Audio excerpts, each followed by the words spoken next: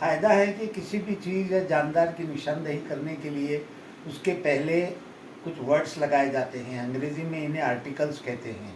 For example a and the, THE the. A और an ये indefinite articles हैं, जबकि THE द डेफिनिट आर्टिकल है।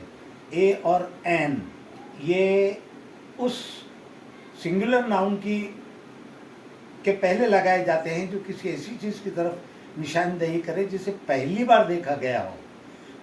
For example, I saw a man alone on an island.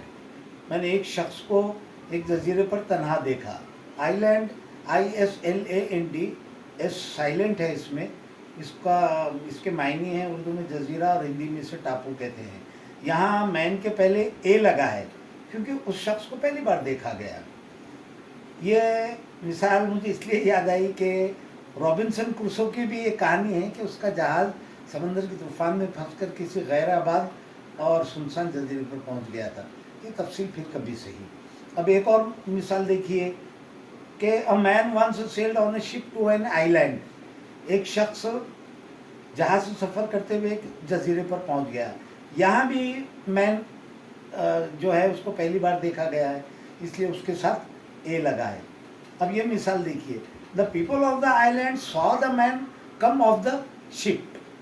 अब यहाँ ऊपर दो जुमलों में ए लगाया गया आर्टिकल, लेकिन यहाँ मैन के पहले द आर्टिकल लगाया गया क्योंकि उसी शख्स का जिक्र हुआ है यहाँ दोबारा जो पहले दो जुमले में हुआ है। साबित हुआ कि किसी चीज़ का या शख्स का जिक्र अगर दोबारा किया जाए तो उसको आर्टिकल द लगाया जाता है, जैसे कि यहाँ पर हुआ।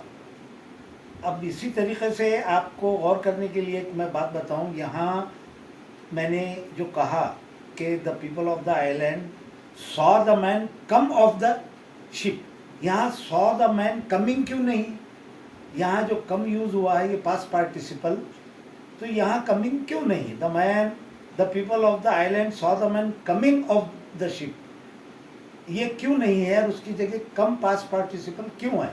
ये सवाल आपके लिए है। मुझे सुनने के लिए शुक्रिया।